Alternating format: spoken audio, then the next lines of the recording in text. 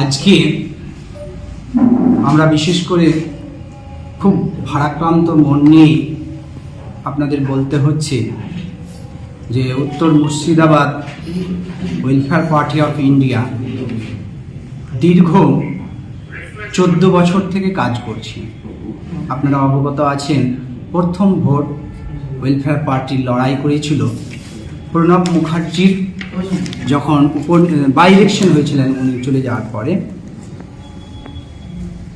তখন প্রথম আমরা করেছিলাম এবং ভালো ভোটও পেয়েছিলাম। এবং তখন একটা আমাদের পার্টির যে মেরুদণ্ড বলতে পারেন যে আদার্স সংগঠন, তারা কিন্তু একত্রভাবে কাজ করেছিল বলে আমরা 41,000 ভোট পেয়েছিলাম। তারপরে দীর্ঘ সময় পর আমরা 19 সালে দেখেছি, তখন থেকে কোনো একটা জায়গা যারা আমাদেরকে সাপোর্ট করত তাদের সাথে একটা সম্পর্কের অবনতি ঘটে এবং সেই ইলেকশনে আমরা ভালো ফল করতে পারিনি। তারপরে আমরা যাদের উপরে ভরসা করে এই পার্টি করেছিলাম, 21 সালে আমরা যখন 150 সিট ঘোষণা করেছিলাম, সেই সিট ঘোষণা করেছিল ওয়েস্টার্ন ওয়ার্কিং কমিটির সিদ্ধান্তে, কিন্তু পরে বাধ্য হয় কোনো একটা কারণে, কোনো একটা জায়গার প্রেসারে 5টি সিটে লড়াই করেছিলাম। সেই 5টি সিটে তারা বলেছিল আমরা সর্বোচ্চভাবে সহযোগিতা করব, কিন্তু সেখানেও দেখা যায় তারা এই বিজেপিকে আটকাতে গিয়ে সেই টিএমসির ভোট করেছিল, ডাব্লিউপিআইয়ের বিরুদ্ধে তারা প্রচার প্রপাগান্ডাও করেছিল। আমরা এই ব্যাপারে রাজ্য কমিটিকে জানিয়েছি, রাজ্য প্রেসিডেন্টকে জানিয়েছি, তার কোনো সদুত্তর পাইনি। একইভাবে আমরা গত লোকসভায় সেই একই কারণ আমরাকে বলা হলো যে আপনারাকে 2-3টে সিট লড়াই করলে আপনাদের আমরা সমর্থন দেব। সেই অনুযায়ী আমরাও মালদা, জঙ্গিপুর, মুর্শিদাবাদ এই কটা সিটে লড়াইয়ের প্রস্তুতি নিলাম। সেখানেও একইভাবে আমাদেরকে বিট্রে করা হয়েছিল, ভোটের সময় আসলেই নাকি বিজেপিকে আটকাতে হবে।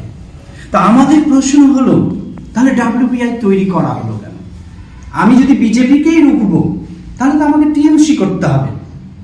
আর যদি সবাই ভাবি টিএমসি করব, তাহলে আজকে আপনারা বলুন, রাজ্যে যে দুর্নীতি, কিভাবে চাকরি চুরি হলো, আজকে খাদ্যমন্ত্রী, কারামন্ত্রী, শিক্ষামন্ত্রী প্রত্যেকেই জেলে। দুর্ভাগ্যের সহিত আপনাদেরকে সামনে আমি প্রকাশ করছি, এতগুলো ঘটনা ঘটে গেলেও বর্তমানে কিছুদিন আগে আমাদের মাননীয় মুখ্যমন্ত্রী এসে এই বিশেষ মুর্শিদাবাদের জন্য কিছু তো ঘোষণা করলেন না, শুধু আমাদেরকে বললেন ডিটেনশন ক্যাম্প হতে দেব না, এই শহরে কারোর নাম বাদ দিতে দেব না, শুধু ভয় দেখিয়ে গেলেন। একটা পূর্ণাঙ্গ ইউনিভার্সিটির কথা কিছুই বললেন না। এসব সত্ত্বেও আমরা খুব গভীরভাবে অনুধাবন করলাম যে এতগুলো ঘটনা ঘটলো, আমাদের পার্টি এখন পর্যন্ত একটা কোনো রেসপন্স করলো না। শুধু তাই নয়, যে যারা লাগাম টেনে ধরছে তারাও এখন পর্যন্ত একটা সমালোচনাও করলো না।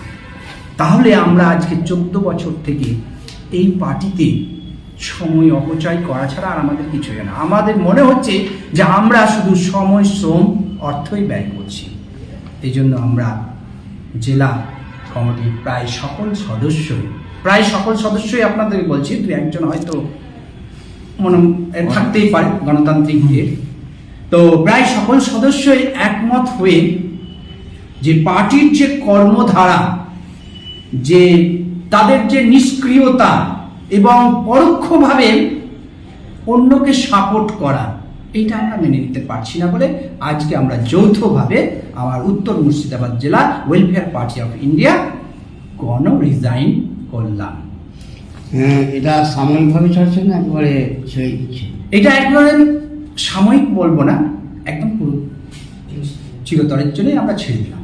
কারণ আমরা 14 বছর এই পার্টির থেকে জন্মলগ্ন থেকে আছি, ব্যথা হচ্ছে। যে নীতি আদর্শ নিয়ে এসেছিলাম সেই নীতি আদর্শে ধারণ করতে ব্যর্থ হচ্ছে পার্টি।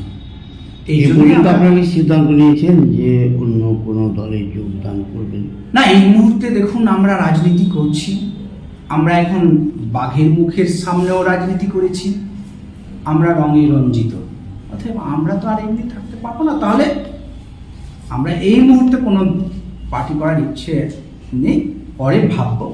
আর ওইটা যদি সেরকম হয় অবশ্যই আপনাদের সামনে আমরা প্রকাশ করব। ধন্যবাদ। আপনার নাম? আমি ডক্টর হামিদ শেখ, উত্তর মুর্শিদাবাদ জেলা ওয়েলফেয়ার পার্টির জেলা প্রেসিডেন্ট। এটা হয়েছে।